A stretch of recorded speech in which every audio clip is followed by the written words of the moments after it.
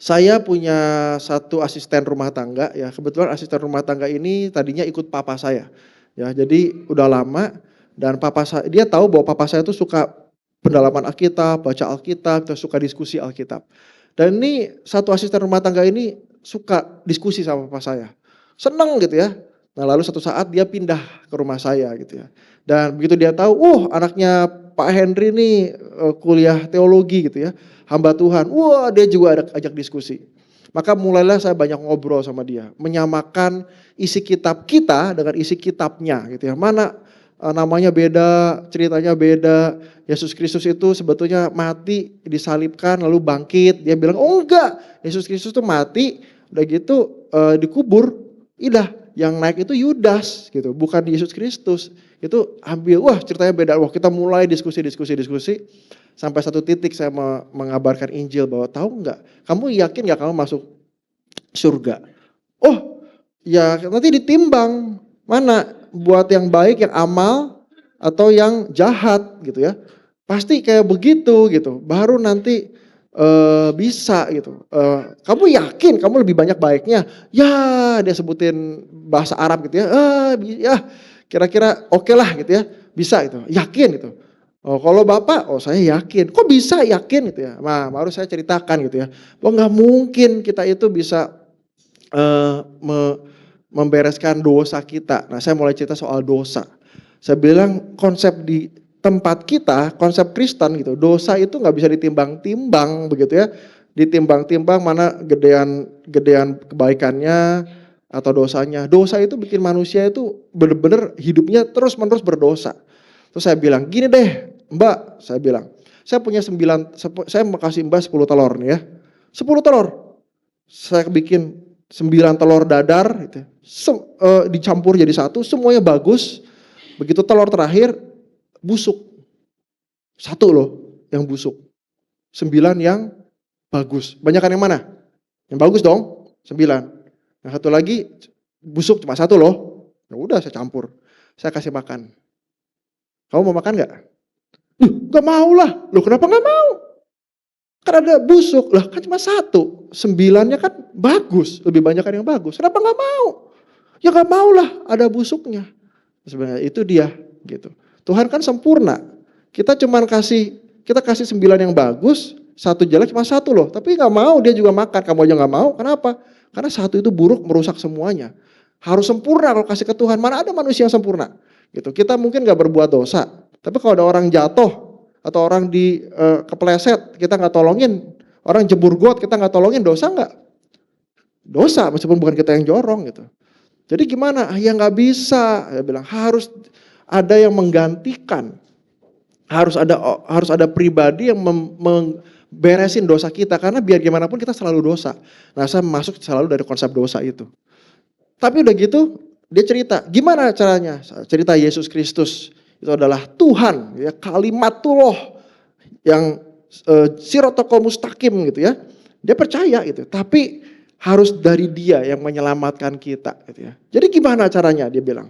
Iya, dia mati menggantikan kita semua, menebus dosa kita semua, dan dia yang bayar harganya. Makanya kita semua itu begitu ketemu dengan Allah Bapa di surga gitu ya, itu sudah disucikan, murni dibenarkan. Terus iya, jadi kita hidupnya tuh sudah benar, kita bisa masuk ke dalam kerajaan surga. Hah, kok begitu? Jadi gak usah berbuat baik apa segala macam. Perlu berbuat baik, tapi berbuat baik karena kita sudah dibenarkan Tuhan. Bukan kita berbuat baik supaya dibenarkan Tuhan. Nah, udah mantap kan ya? Bapak Ibu dengar saya mantap nih ya ngomong begitu. Tiba-tiba dia bilang, gila gak masuk akal, gak make sense. Masa bisa begitu? Kita hidupnya biar berbuat dosa juga dibenarkan, gak make sense. Harusnya gak ada kayak gitu. Harusnya berbuat baik. Baik lagi, gak bisa lepas. Saya tuh mendoakan dia sungguh-sungguh. Saya bilang ke istri saya, kita doain karena dia udah mulai diskusi. Dan dia banyak sekali belajar pelajaran agamanya, sangat luar biasa. Tapi sampai harinya dia meninggal, saya tahu dia sakit, ada diabetes apa sakit, terus dia mau pulang kampung, gak berapa lama saya dengar berita dia meninggal. Gak pernah dia mengucapkan dari mulutnya, mengaku dari hatinya, bahwa dia menerima Yesus Kristus sebagai Tuhan dan Juru Selamat. Sedih banget. Padahal kesempatan itu begitu terbuka, dia hidup bersama dengan saya setiap hari, saya ngomong sama dia setiap hari, saya senang sama dia, saya ungkapkan hal-hal yang quote unquote firman yang atau doktrin yang kuat banget gitu ya. Tetap dia ngomong gila, nggak mungkin, nggak make sense. Wah, saya mikir betapa sulitnya memberitakan Injil, meskipun secara intentionally kita datang ngomong memberitakan Injil. Dan waktu saya baca gitu ya dari relearn.org how to share the gospel, ternyata website itu ngomong banyak orang Kristen itu tidak memberitakan Injil. Tepatnya hanya kurang dari 5% orang Kristen memberitakan Injil kepada 1 orang per tahun. Dan 76% orang Kristen tidak tahu the Great Commission. Ya, Great Commission itu apa? Matius 28 tadi. Pergilah jadikanlah semua bangsa muridku, baptislah mereka dalam nama Bapa, Anak dan Roh Kudus, ajarlah mereka melakukan segala sesuatu yang telah kuperintahkan kepadamu dan aku akan menyertaimu sampai akhir zaman. Itu 76% orang Kristen itu tidak tahu. Jadi gimana kita bisa memberitakan Injil gitu ya? Tahu dan paham mandat budaya aja enggak gitu ya. Lalu 5%, di bawah 5% hanya 1 orang per tahun di bawah 5%. Itu betul-betul suatu hal yang kita kadang take for granted. Kita ngerasa udah enak, udah nyaman, tapi kita enggak memberitakan kepada dunia, enggak beritakan keluar. Nah, kenapa? Ya diteliti, jawabannya singkat. Ternyata banyak orang Kristen tidak dilengkapi dan tidak terlatih untuk membagikan iman mereka. Kita tuh tidak dilengkapi, nggak biasa untuk ngomong tentang iman kita. Apalagi dengan nada toleransi, kita takut tertekan, kita itu jadinya jarang banget gitu ya. Bahkan seringkali ada namanya outsourcing penginjilan, ya kan? Undang hamba Tuhan, bikin KKR, kita bawa jiwa, datang orang-orang hari Minggu, wah suruh pendeta yang khotbah, pendeta yang ngomong supaya orang itu bertobat gitu ya. Padahal Injil itu bukan didesain kayak begitu. Bukan cuma tugasnya saya atau tugasnya para hamba Tuhan untuk mengabarkan Injil. Itu tugasnya kita memberitakan Injil. Apa itu Injil? Injil itu berita baik, good news. Jadi berita baik, good news. Bapak Ibu tahu nggak di Bekasi itu ada Lapo Brastagi, BPK Brastagi. Tahu? Nggak tahu? Itu di Bekasi. Saya dari Kelapa Gading jauh-jauh makan di Bekasi. Kenapa? Karena itu enak banget. Bapak Ibu harus coba. Nah, saya ngomong begitu, kenapa? Karena saya tahu, saya pernah coba, saya ngomong sama Bapak Ibu pernah coba. It's a good news, berita baik. Ada BPK, enak banget di Bekasi, gak usah kemana-mana. Nah, itu bukan tugasnya pendeta doang. Semua orang kalau udah makan di sana, mengabarkan ada tempat enak kan. Tempat enaknya kita bagi-bagiin. Tapi Injil kita gak beritakan. Jangan-jangan Injil gak terlalu enak buat kita. Jangan-jangan kita gak terlalu percaya Injil. Jangan-jangan kita berpikir Alkitab itu konspirasi, udah diganti-ganti semuanya. Kita gak percaya.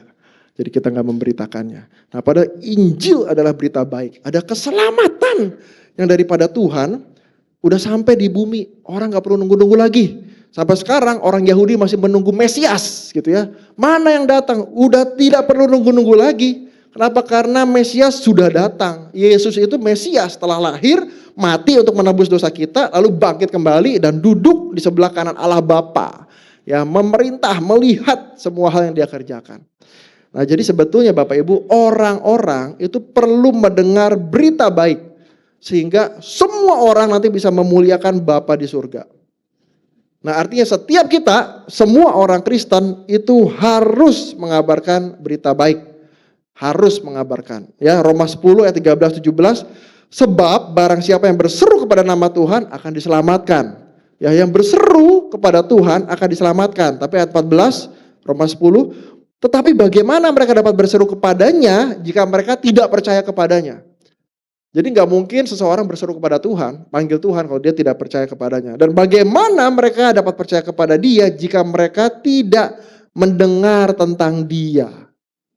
Dan bagaimana mereka mendengar tentang dia jika tidak ada yang memberitakannya? Jadi kalau nggak ada kita, ya orang-orang itu nggak akan ngerti, nggak akan kenal siapa itu Tuhan, nggak akan kenal berita baik, the good news, nggak kenal. Dan bagaimana mereka dapat memberitakannya jika mereka tidak diutus? Seperti ada tertulis betapa indahnya kedatangan mereka yang membawa kabar baik Ya, tetapi tidak semua orang telah menerima kabar baik itu. Ya, saya sendiri berkata, Tuhan, siapakah yang kami percaya kepada pemberitaan kami? Jadi iman timbul dari pendengaran dan pendengaran akan firman Kristus. Nah, itu perlu banget kita memberitakan gitu ya. Bapak Ibu, di dalam dunia konseling ya, kadang-kadang saya kedatangan orang-orang yang ajaib-ajaib ya. Suatu waktu saya kedatangan orang yang ateis, gay, dan benci sekali sama gereja gitu ya. Dia datang gitu ya. Dan dia bukan hanya benci gereja gedungnya, tapi semua orang-orang Kristen di dalamnya gitu ya. Nah, apa yang saya lakukan gitu ya? Gimana caranya nih supaya saya bisa mengabarkan Injil kepada dia nih? Wah, saya nggak bisa ngomong firman Tuhan yang nggak mungkin, langsung dia akan tendang saya gitu ya. Akhirnya saya ketemu dia gitu ya. Dia datang ke kantor, saya dengarkan pergumulannya, saya dengarkan kemarahannya, saya dengarkan kekecewaannya termasuk kepada orang-orang Kristen. Dan terus saya dengarin dia terus berulang-ulang sampai bertahun-tahun. Dan pelan-pelan saya mengabarkan ada berita baik bahwa tidak semua orang Kristen begitu. Nah, kenapa? Dia harus lihat dulu pada saat saya bertemu dengan saya bukan ateis, saya mencintai Tuhan, saya bukan gay, saya heteroseksual gitu ya, dan saya orang Kristen. Dan dia perlu lihat ada orang Kristen yang berbeda dengan pikirannya dia. Orang Kristen yang gak ngejudge dia, orang Kristen yang mau nemenin dia, orang Kristen yang gak menghakimi bahwa kamu tuh dosa salah, saya tahan itu semua. Saya ada di situ dengerin kemarahannya, kekecewaannya, kebenciannya dia sama papa mamanya, sama teman-temannya, sama orang Kristen, bagaimana orang Kristen melukai dia, saya dengerin dan memvalidasi emosinya gitu ya. Sampai suatu saat saya bilang, mungkin gak sih ada di dalam keseharian kamu, ada orang-orang yang bisa menjadi support system buat kamu. Saya tahu ada satu gereja, pembukaannya begini, selamat datang yang Kristen dan yang bukan Kristen, selamat datang yang straight maupun yang homoseksual, kalian diterima. Mau gak coba datang ke gereja itu? Dia diem. Waduh, bisa gak ya? Terus dia bilang, saya sebenarnya takut ke gereja, tapi karena Ko Michael yang ngomong, saya mau coba. Akhirnya datanglah dia ke gereja yang unik seperti itu gitu ya. Dan saya kenal orang-orang di dalamnya, bukan mereka pro LGBT, tapi mereka mau menyambut, menerima untuk mentransformasi. Jadi dia masuk. Akhirnya dia merasakan ada suatu hal yang berbeda. Oh, ternyata enggak seperti yang saya pikir orang-orang Kristen itu. Nah, perubahannya terjadi pelan-pelan. Apakah cepat? Lama, Bapak Ibu gitu ya. Tapi memang itu bisa terjadi. Dan perubahan seperti itu, perubahan pemberitaan Injil itu tidak bisa dilakukan oleh para hamba Tuhan saja. Enggak akan pernah cukup. Ya, tapi harus setiap kita, semua anak-anak Tuhan. Ya, waktu Yesus bicara kepada 11 para rasul gitu ya, di ayat yang kita baca itu ya. Itu bukan berarti semuanya tugasnya mereka doang 11 para rasul itu gitu ya. Enggak bisa gitu ya. Tapi justru semuanya itu bagi pengikut Kristus dilakukan seperti itu. Dan pada zaman Alkitab ya, anugerah keselamatan, yaitu the gospel, the good news, dulu itu hanya diberikan kepada domba-domba terhilang dari suku Israel. Tapi setelah Kristus bangkit ya, lalu kemarin kita rayakan kenaikannya gitu ya, pemberitaan firman Tuhan ya, sebelum Kristus naik ke surga itu justru diperluas ke seluruh bangsa, ke seluruh makhluk, maksudnya makhluk itu ke seluruh makhluk manusia yang memiliki kemampuan untuk menerima, dari orang Yahudi sampai orang di luar Yahudi untuk menerima kabar Injil.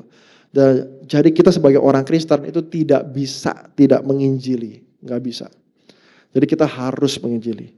Itu perintah Tuhan, mandatnya Tuhan sebelum Tuhan naik ke surga dan dia akan turun lagi gitu ya. Yang dia berikan tugas kepada kita orang-orang Kristen adalah memberitakan Injil. Harus beritakan Injil.